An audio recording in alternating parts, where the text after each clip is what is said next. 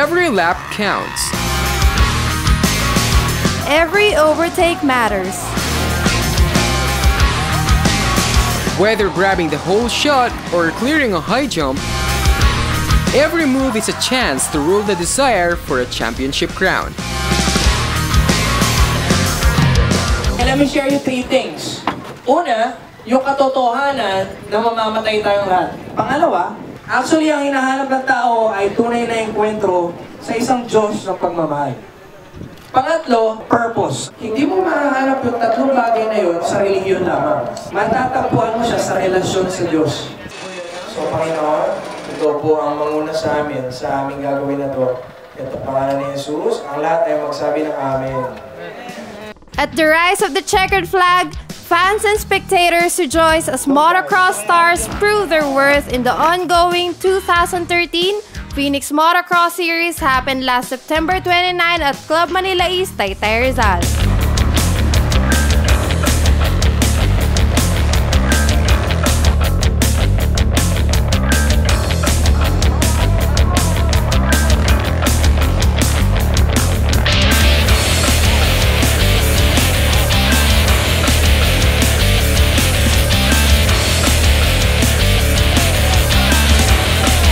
Heart-pounding turns and breathtaking runs fuel the riders to battle the risk and overcome the muddy racetrack.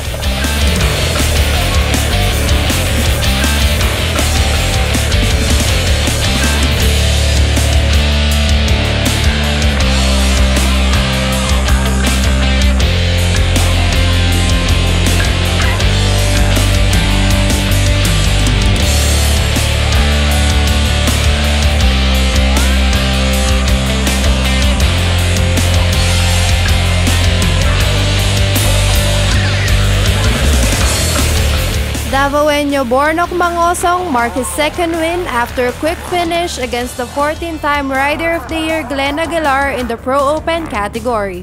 After the race, I trained really hard para magtuloy-tuloy yung panalo ko, yung ginagawa. Nagpapasalamat ako kay God and sa mga sponsors ko. For the next race, it's going to be more good battle because it's going to be dry. Sana wala ng ulan.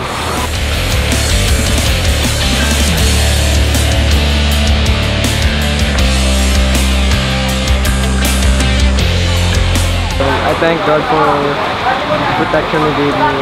Nothing bad happened to me.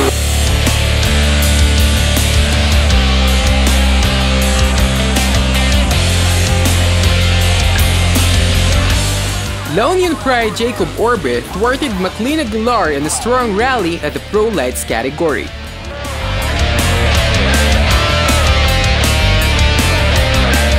Whereas Gabriel siblings Pia and Ompong topped victoriously in the ladies and kids junior category.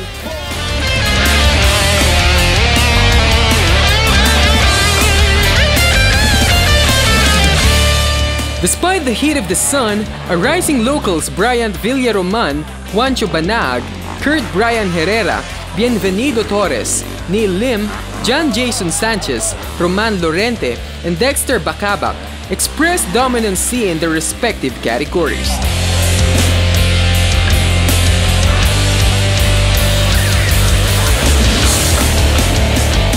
Double the thrill and the motocross fun.